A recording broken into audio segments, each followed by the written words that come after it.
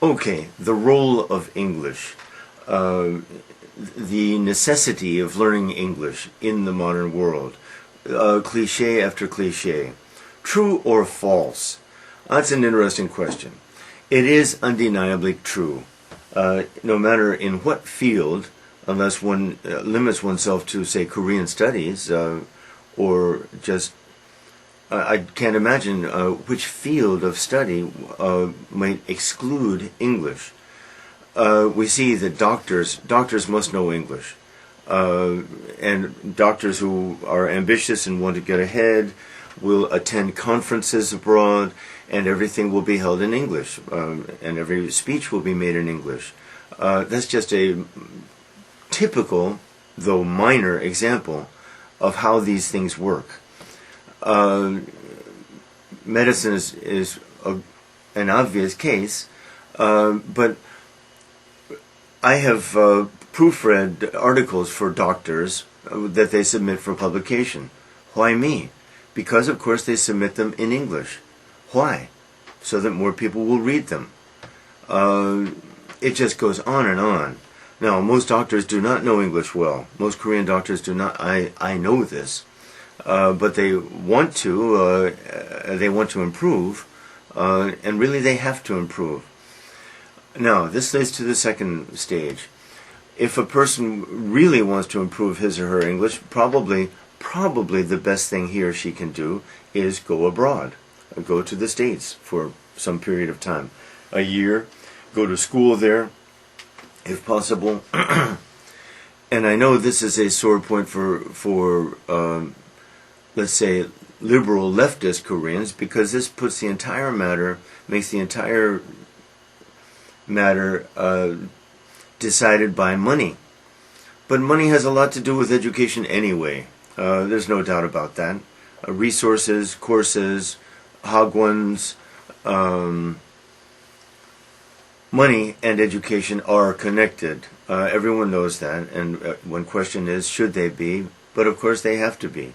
In a free market society, in a capitalistic society, where the government does not take care of people, and where the government does not determine who can do what, people have at least that degree of freedom.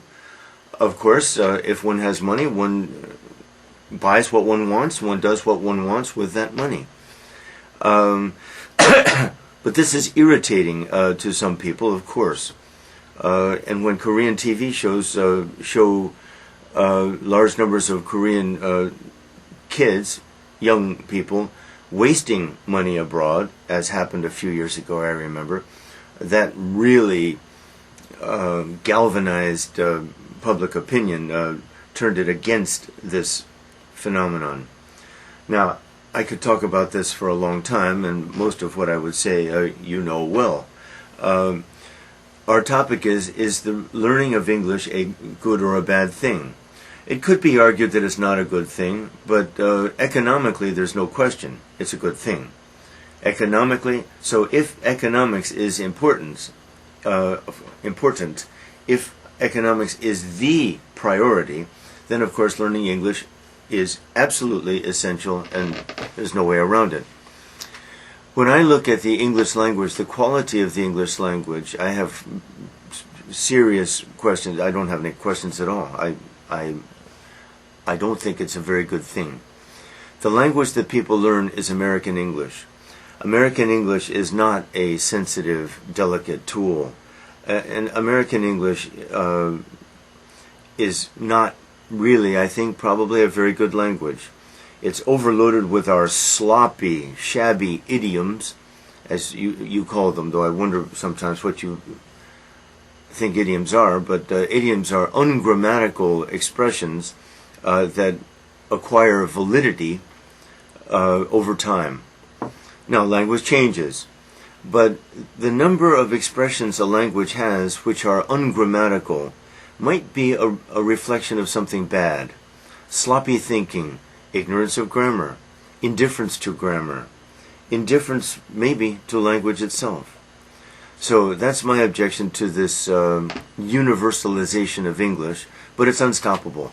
And it's unstoppable and will never stop, as far as I can see, barring some major, some inconceivable interstellar disaster because of economics. Okay, students then must learn English, go abroad if they can, study abroad. An interesting side note to that, I have seen it often. There's a kind of paradox that interests me at least. And the paradox is that one can learn better English in Korea than one learns in the United States. Paradox. Interesting. Why is this? Well, like all paradoxes, this one has a kind of explanation. The explanation lies in this. If one goes to the United States, goes to a public school in the United States, a not very good public school, especially, but public school anyway, one will only learn the level of English that is spoken at that institution. Or more generally, one will only learn English to the degree that, and with the quality of English, to the degree, and to that degree of quality, sorry, I'm caught on my words, that the people with whom one mingles know English. And if those people do not speak English well, if they speak ungrammatically or use exclusively slang and have small vocabularies and discuss silly, insignificant topics, then that person will return to Korea with very poor English. And that person would have learned better English by staying here. Not so fluent, perhaps, but better. If, however, one goes to one of the good schools, now those kids too use English not very well, but the odds are better that they will use English properly and even discuss some important topics. And the teachers are so assiduous, so active in forcing the kids to discuss and write about topics that those students will learn English well. The only question for them is how quickly will they forget it when they return to Korea and immerse themselves again in Korean society. That's their danger. So that paradox is interesting. I use it kind of as an advertising tool, though I don't advertise. But if I were to advertise, I would say that a student who came to my home or spent, say, 5 hours a week with me, which would be a little costly, would learn better English than the student who went to a public school in Georgia. My home is in Georgia. I'm not from Georgia. I think that's probably true. It would cost less, too, I guess, unless one could stay for free somewhere in Georgia. Again, it's that person, the person who came here for 5, maybe 6 hours, let's go, would learn better English than that person who went to a public school, say, in Georgia. But if I could advertise that point, I would. Anyway, the learning of English, whether here or abroad, the reasons why. Second reason why. I'm going to append, APPEND, that is, attach a kind of footnote to this topic, not unrelated. I'm reading the words here: Korea's drive to become one of the advanced countries. That drive is certainly large among its leaders, among the educated classes, and that's the topic we've been talking about now. In fact, these two topics, Korea being wired and Koreans' aggressive pursuit of English. Now, economic reasons, yes. But that image of Koreans are understandably concerned about their image in the world.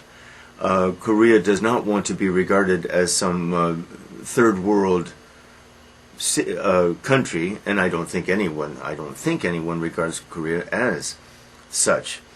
But Koreans are understandably concerned about their image, and this has economic ramifications too.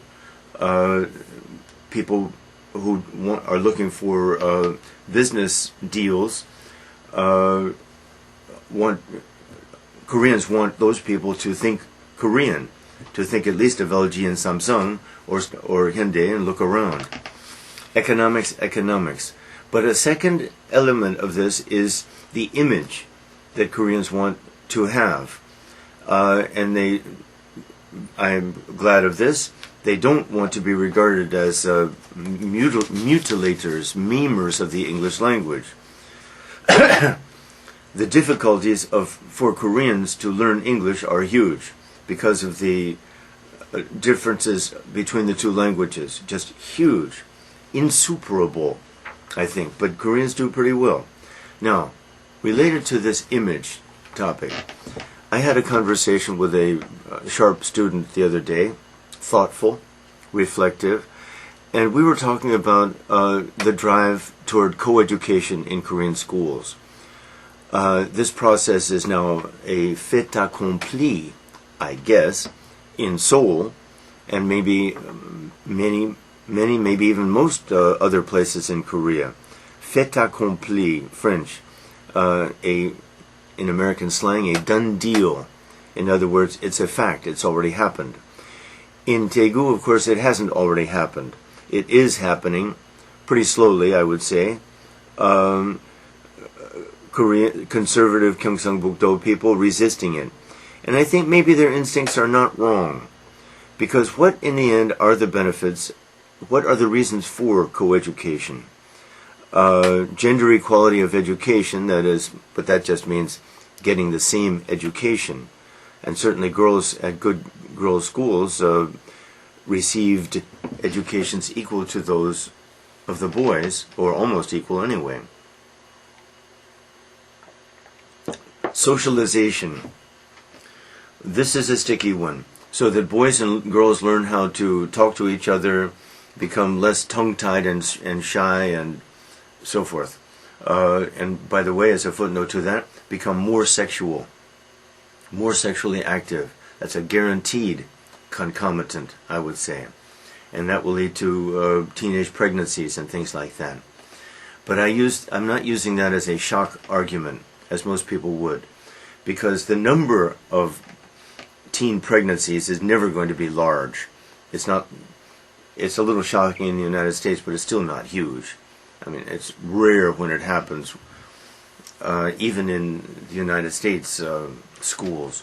Is this a major factor in life? I don't think so. Sexually active, even that's not a major thing, I think, in the big picture. Okay, then 1, 2. Why then this drive toward coeducation? And I would submit the idea that it's image.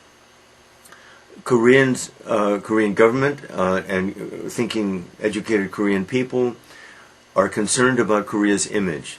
And this separate school syndrome seems to belong to the old world, the old ways, the Yu-gyo mentality, and Yu-gyo's equivalent abroad. And of course there were equivalents abroad. And so I find that striking. The main reason why Koreans are making their schools coeducational is that they want to avoid any stigma, any hint of being kind of backward, third world, strange little people running around with wearing hanboks and those hats and all that. They want to strip that as quickly as possible. I would love to hear a reply from someone on that to that idea, that that's the main reason why Korea is turning coeducational. Anyway, thank you.